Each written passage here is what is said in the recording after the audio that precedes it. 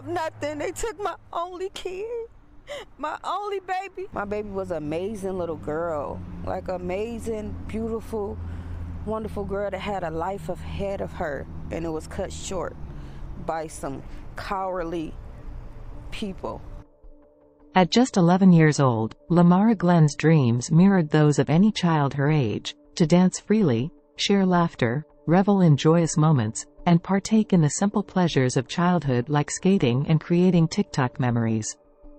As the cherished only child of her mother, Brandy Crenshaw, Lamara basked in the warmth of being the baby but also found solace and companionship in the company of her cousins at her Aunt Patrice's house. However, tragedy struck on February 20th when the tranquility of her aunt's home was shattered by the piercing sound of gunfire. In an instant, Lamara's innocent slumber was brutally interrupted as bullets tore through the walls, forever silencing her vibrant spirit. Despite a valiant fight in the ICU for 2 agonizing days, she succumbed to her injuries, leaving behind a void too profound to fathom. Welcome to the American Crime Femicide channel. Please like, share, subscribe, and hit the notification bell for future uploads. On February 20th, Lamara sought the comfort of family at Aunt Patrice's house, innocently enjoying the simple pleasures of filming TikTok dances before bedtime. However, in the dead of night, the tranquility was shattered by a barrage of bullets, leaving Lamara gravely wounded. Rushed to the Children's Hospital, her life hung in the balance as the community grappled with the senseless violence that had robbed her of her innocence. A child has been shot.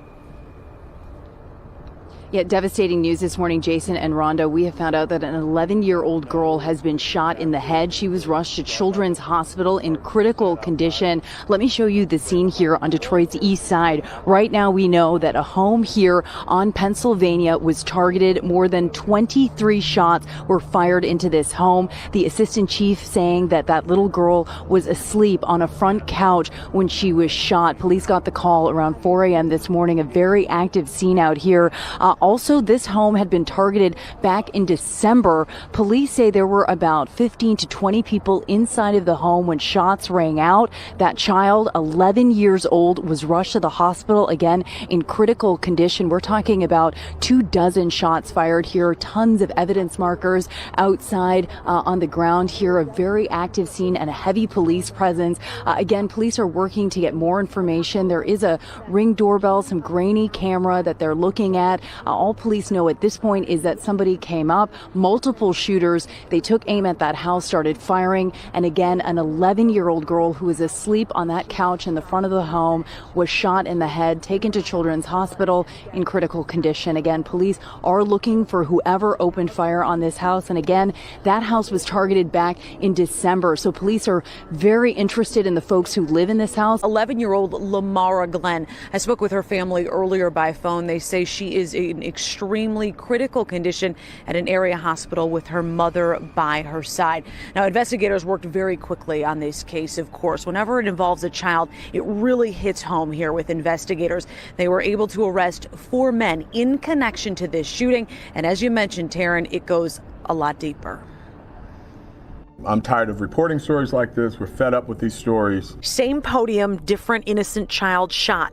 11-year-old Lamara Glenn slept on the couch at her aunt's house near Gratiot and McClellan on the city's east side Monday night. She stays there to have access to a better school. 23 bullets sprayed at the home in a drive-by style shooting, striking Lamara in the head.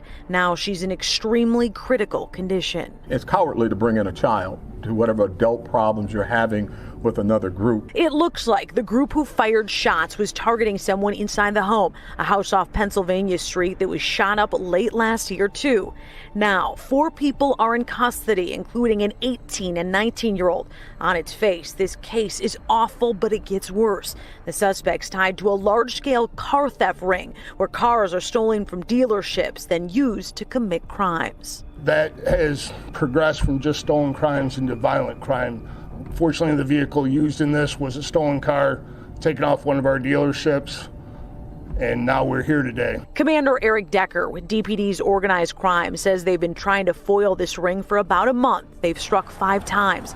Bob Maxey Ford off Jefferson twice, smashing in, grabbing key fobs, and driving stolen cars through the glass garage doors. One of those stolen cars used in Lamara's shooting, another connected to a murder last Friday on the city's east side. My hearts go out to the parents and the family members because someone lost a son, a brother. It just needs to stop. A 17-year-old boy was shot, found dead inside of his smashed-up car. In total, 20 vehicles have been stolen by this ring, connected to 2 shootings that police know of and possibly other crimes. There are more members that investigators are after. When you are shooting 11-year-old little girls in their home where they should have some degree of safety, that's a problem not only for the police department, that's a problem for our community. We talked to Bob Maxey earlier today. He is the owner of the dealership off of Jefferson that was hit twice, suspected by this ring. He says it's really unthinkable that cars on his lot that were stolen are being used in these types of crimes. But it does look like investigators are definitely working to dismantle this crime ring. The chief said earlier today he was hoping to arrest one more man in connection to the shooting of Lamara Glenn. In a swift but bittersweet turn of events, 3 out of the 5 perpetrators were apprehended within hours, shedding light on the harrowing truth. Lamara was an unintended casualty of a cruel plot. As the chief of police unveiled the suspect's connection to other crimes, the depth of this tragedy deepened. Sadly, this tragic event has the worst possible outcome. This beautiful 11-year-old girl is likely to lose her life. It's almost a certainty. Her family is working through right now the last moments of her life and making a decision to do the unspeakable, something a parent should never have to think about doing, and that is taking their child off of life support. I speak for our officers, our investigators, our command team, and every member of this department when I say that we are furious over this incident and this senseless violence. I brag about this department being tenacious, working very hard, reducing crime at levels we haven't seen since 1966. But you just can't police stupidity. And when adults decide to bring children into their confrontations and conflicts, that's just completely unacceptable. I don't want anybody to take my delivery, my measured delivery, when I have these press conferences, into thinking that we are not passionate, focused, and determined to get these folks off the street. We will be relentless. If you choose to victimize our community, you hurt children, we're going to use every single tool at our disposal, every partnership that we have to get you off the street so that you can't hurt anybody else. We've had a situation most recently that was very complex. I talked about it a little bit earlier this week, where our commercial auto theft team was already investigating auto theft ring. We have reason to believe that this senseless tragedy involves a few members of that team. We cannot correlate anything from what we found thus far to the causation of what happened to this poor little girl. This was a beautiful young 11-year-old girl who was laying in her bed or laying on the couch sleeping after doing a TikTok video. Something that you want all our kids to be able to do, enjoy being at home and to have safety. And these cowards who was having a conflict with one of the many adults inside the house decided to recklessly fire 23 rounds inside of this home without any regard for any of the people inside the home, and certainly without any regard for this 11-year-old girl who was sleeping on a sofa, struck in her head, and now going to lose her life. I am going to name these cowards because I have to tell you who they are. The only name we should be saying is Lamara's name, but I'm going to give you their names so you know who they are, and hopefully someone who's sitting at home thinking of doing the same thing or contemplating making the decisions that they have made that will likely result in them being in jail for the rest of their lives will make a different decision. We have to care about our children. We have to care about our elderly. We have to care about the things that make sense and not shooting 23 bullets into a crowded house because you're having a conflict with one person inside of the home. The first person that's been placed in custody and charged is Mr. Nasir Garrett. He's 19 years old himself. He's been charged with 9 counts of assault with intent to commit murder, 1 count of discharging a firearm into a building causing serious impairment, and a 10-count felony firearm. The other suspect is Robert Lee Turner, 20-year-old. 1 count of felon in possession, 1 count of felon in possession of ammunition, 2 counts of felony firearm, 1 count of accessory after the fact, and 1 count of tampering with evidence. 18-year-old Tahkari Turner, 9 counts of assault with intent to murder, 1 count of discharging a firearm into a building causing serious impairment, and 10 counts of felony firearm. 19 years old, or 18 years old.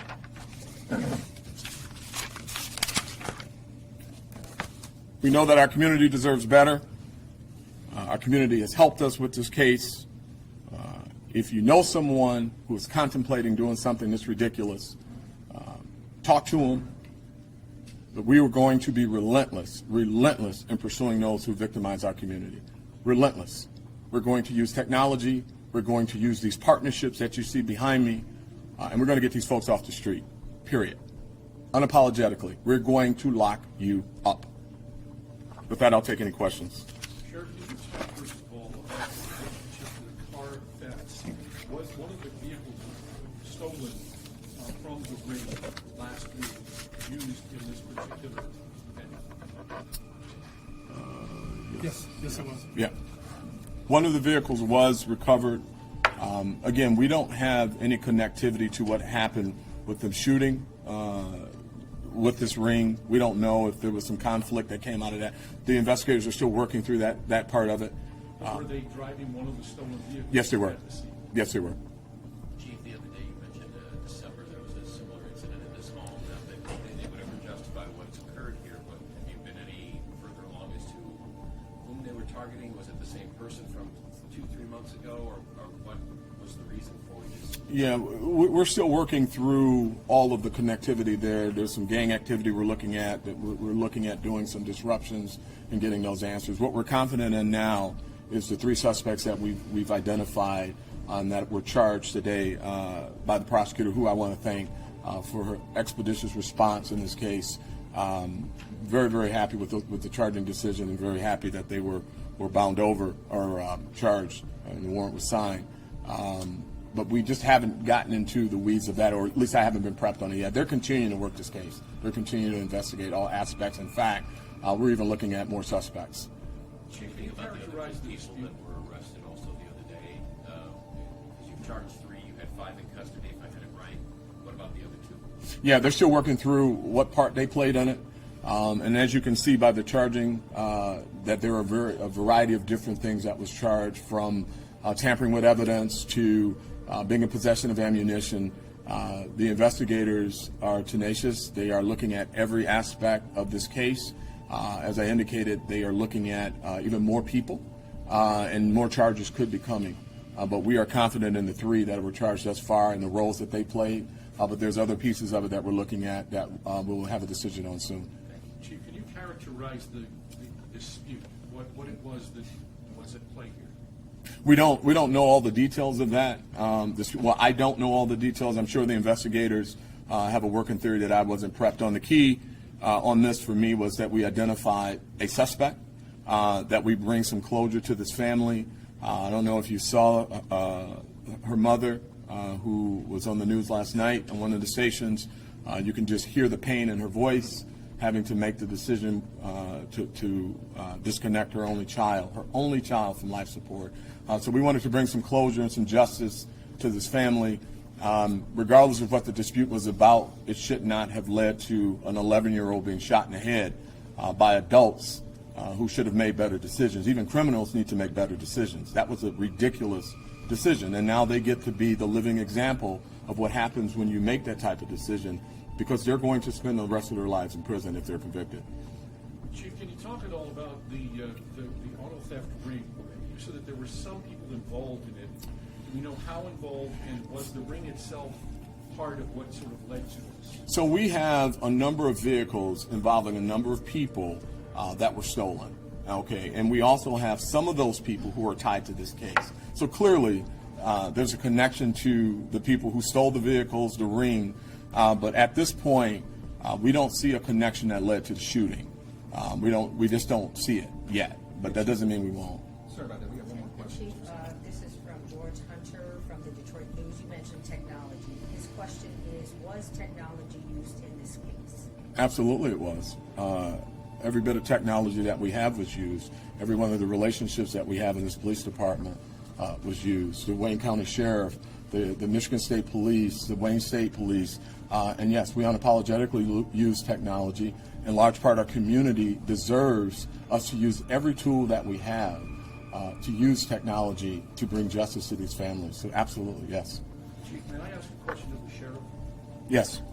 Sheriff, as I understand your tether program, that when somebody leaves a location when they're wearing a tether, that an alarm goes off so that your monitors understand that the person on the tether is gone. Mr. Garrett was on tether. Did you get an alarm? Was there an alert? And was there an attempt to find him prior to the shooting? So our officers did in the sheriff's office was simply look at the area where they thought cameras may be and where the shooting happened. And we found out that one of the perpetrators had been in that area, was in that area at the time of the shooting. And we do that through the technology that we have because he was on tether. And so what we did was go to the gas station and pull footage and saw where the car that he was driving matched the tether that he was driving, the timestamp, the tether that he was wearing. And then we found out where he lived and went to the house and just held the house while the GPT and the FAST unit were able to get a search warrant and apprehend this guy. Should not his tether have warned you that he had left? In other words, that it doesn't work that way anymore? If you leave with it will if you're in the zone where you should not be. But what our officer did was just take the initiative to find out where this shooting happened, to find out where, if anyone that was wearing a tether that was in our custody, were they in the area, and fortunately enough, he was. Despite 2 days of fighting in the ICU, Lamara's condition did not improve.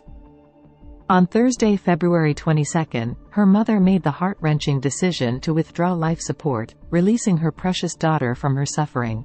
7-year-old Lamara Glenn has been here at Children's Hospital since she was shot early Tuesday morning, and sadly, doctors say there's just no saving her. Her mom has to make the awful decision to take her off life support in just a couple of hours.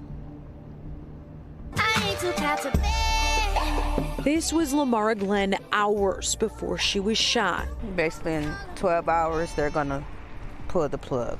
Her mom says she's been brain dead since early Tuesday morning when she was shot in the head while sleeping at her aunt's house on Detroit's east side, a sleepover with cousins during winter break from school. And I don't have nothing. They took my only kid, my only baby. Doctors at Children's Hospital downtown tell her mom, Brandy Crenshaw, there's sadly no way to save the 11-year-old. Something I'd never imagine, ever thinking about that I would have to do to my daughter as young as she are. Just last month, Brandy was watching Fox 2, saw a story about 11-year-old Latrell Mines, shot in a drive-by while he was skating with friends near Beaconsfield and Coralville on the city's east side.